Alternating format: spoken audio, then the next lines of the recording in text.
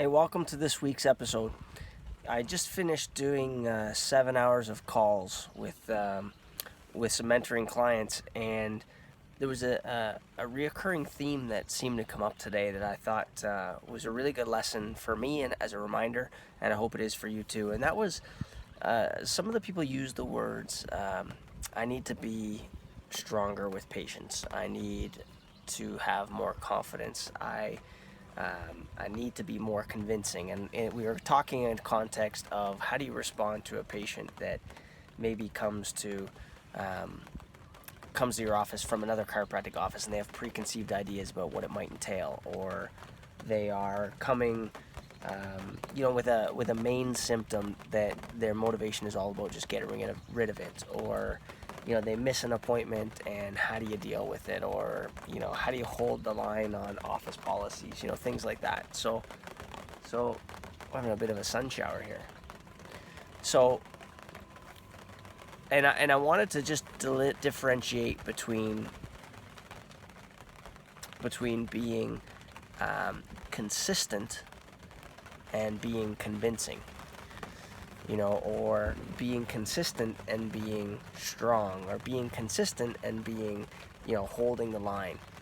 So I wrote down here some ideas. So symptoms that you care more about being right than you do about the patient being well. So if your primary motive during a new patient exam is to tell the patient all about what you do, I think that your primary motive is about you being right more than it is about the patient being well. If a patient misses an appointment or they cancel one, you care more about ensuring that they follow the rules of the office and that they're obedient than you do about how that missed appointment impacts their health. If a patient talks about symptoms and you don't want that, you care more about bringing it back to subluxation than you do about making sure that they feel heard or understood. Chiropractic is not about being right, it's about being consistent. I don't have to hold a line when it comes to care.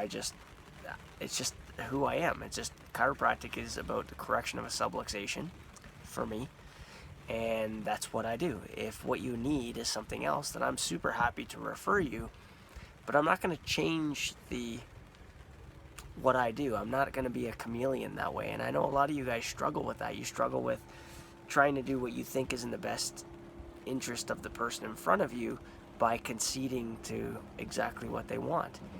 What's in the best interest of the person in front of you is you giving them exactly what they need and what you are best at. That's it. So, as an example, with that new patient exam, your new patient exam is all about connection. It's all about them feeling heard. It's all about you getting a good understanding of where they are clinically. There might be some introductory things about your office and how things are a little bit different, but I think that you're better off achieving that through questions than you are through lecture. So as an example, during the new patient exam, if they've been to other chiropractors, I just ask, did you bring your x-rays with you?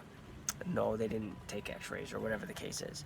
And then I would ask, then I would comment, oftentimes we'll take x-rays to look at the inside so we can have an evaluation of the alignment, any sign of old injuries that have healed in wrong, things like that. Does that make sense to you? And they go, yeah. I don't have to say, well, we don't do it that way. Like, if you're using those words, you're automatically off track. If a patient misses an appointment, if you're more worried about them listening to your rules or what your rules say versus they need to make that up right away to get the results, right?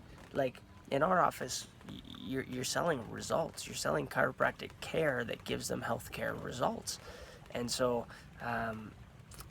again, check yourself on that one. And then the other example, if a patient talks about symptoms, patients are going to talk about symptoms because that's how they communicate about their health until you help them understand it different.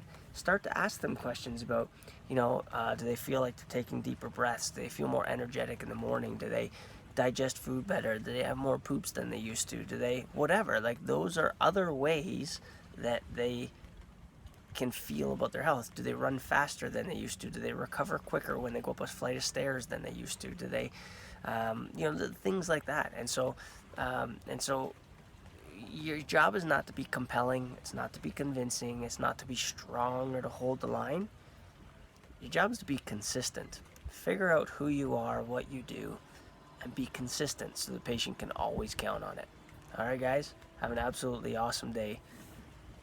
I got no bites on that fishing line that's there, but maybe Jackson, who's down the way fishing in a kayak, maybe he's got one. All right, thanks, guys. Have a great day.